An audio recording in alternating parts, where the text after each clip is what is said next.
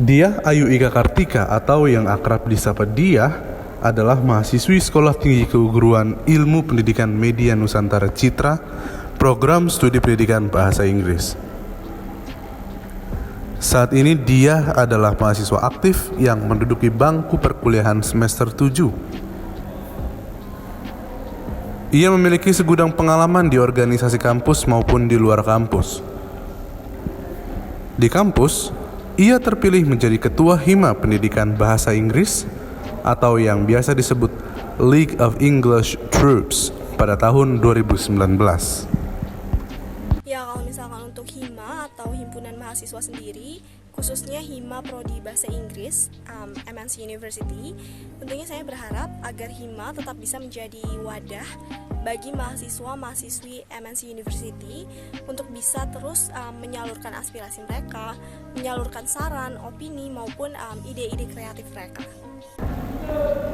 Ia juga aktif mengikuti kegiatan-kegiatan kepanitiaan kampus seperti Pekan Orientasi Mahasiswa Baru MNC College atau PUMBA MNC, MNC College Webinar Series, MNC Company Visit, dan sebagainya. Berbagai divisi sudah dirasakan, mulai dari divisi hubungan masyarakat atau humas, koordinator acara, hingga pembawa acara atau host. Saat menjadi humas, dia bertugas untuk mengajukan surat izin pelaksanaan acara ke pihak kampus dan ke pihak kepolisian sekitar, menghubungi narasumber, dan memastikan jalannya acara. Sedangkan saat menjabat sebagai koordinator acara, dia bertugas untuk membuat acara, menyusun rundown, menyusun skenario acara, mengkoordinasikan rapat, membagi tugas dengan tim, hingga merangkak menjadi pembawa acara atau host. Selain itu, ia juga pernah terpilih menjadi konten kreator STKIP MNC. Dalam kegiatan tersebut, dia bersama dengan tim membuat kuis-kuis trivia, menciptakan captions unik, serta mempromosikan kampus. Dia menjabarkan mengikuti berbagai kegiatan organisasi dan kepanitiaan dapat menambah pengalaman, wawasan, serta relasi. Ya, jika berbicara mengenai organisasi, tentunya saya memang senang berorganisasi. Kenapa? Karena dengan berorganisasi saya bisa bertemu dengan banyak orang, saya bisa bertemu dan berinteraksi dengan banyak orang, dan dari interaksi itu saya bisa saling bertukar cerita dengan orang tersebut, saling berbagi pengalaman, sharing satu dan lain hal, dan tentunya saya bisa belajar untuk beradaptasi. Meski aktif berorganisasi, dia tetap bisa membagi waktunya dengan baik serta mengerjakan tugas-tugas dari kampus. Cherry, salah satu sahabat Diah ini, mengungkapkan pandangannya. Ya, jadi saya sebagai temannya Diah, saya melihat Diah yang terlibat di banyak kegiatan itu, saya amazed banget sih. Karena walaupun dia itu sibuk ngerjain ini itu dan punya banyak kegiatan juga, dia itu tetap bisa manage waktu buat kegiatan lainnya yang penting juga. Hal unik dari Diah sendiri itu, Diah itu sering banget ngingetin temen-temennya buat ngerjain tugas. Terus dia juga nggak keberatan buat ngebantu temen-temennya kalau kesulitan pas lagi ngerjain tugas-tugasnya gitu. Walaupun dia sendiri itu sibuk juga sama kegiatan lainnya yang harus dilakuin, terus sama tugas-tugasnya juga yang lainnya. Menurut saya itu unik sih, karena jarang banget ada orang yang kayak begitu. Dia itu kalau melaksanakan tugas-tugasnya atau kegiatannya yang lain itu pasti selalu sungguh-sungguh dan juga tekun gitu. Sebelum mengikuti berbagai organisasi di kampus, faktanya dia memang sering berpartisipasi dalam organisasi sejak SMA. Beberapa tahun silam di sekolah tempat ia menempuh jenjang pendidikan dahulu, dia pernah membuat event sekolah yang bekerja sama dengan Kedutaan Jerman untuk Republik Indonesia. Kegiatan tersebut berlangsung selama 1 minggu Kegiatan dilaksanakan di 3 tempat, termasuk Goethe-Institut dan Deutsche Schule atau German School. Kegiatan tersebut dibuka dengan berbagai pertunjukan. Salah satunya adalah marching band.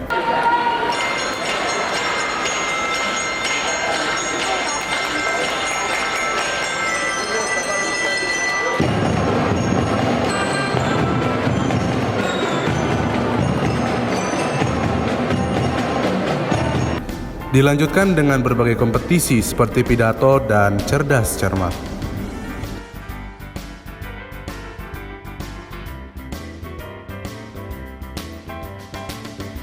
Selanjutnya, acara berlanjut di Goethe-Institut dengan menyaksikan film Jerman bersama-sama. Acara terakhir dilaksanakan di Deutsche Schule dengan berbagai pertunjukan budaya Indonesia.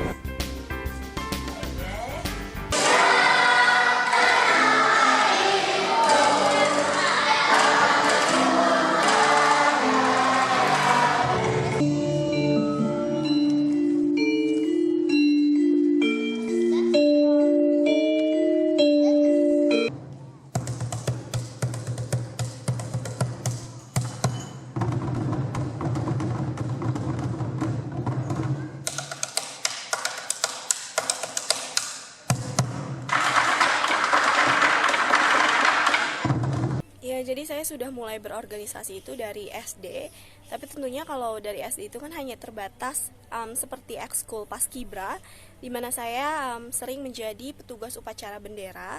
Namun ya itu tadi, kalau misalkan SD itu kan memang hanya terbatas seputar Paskibra, jadi saya melanjutkan organisasi ini ketika saya SMA khususnya, dan itu saya masuk atau join School Language Club, dan di situ saya mendapatkan berbagai kesempatan untuk mengurus berbagai event, dan salah satu eventnya itu bekerja sama dengan Kedutaan Besar Jerman untuk Indonesia. Di luar kampus, ia terlibat juga dalam organisasi-organisasi, khususnya sepak bola.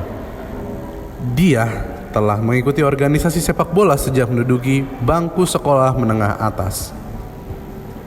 Bahkan, ia menjadi konten kreator di berbagai official accounts di media sosial.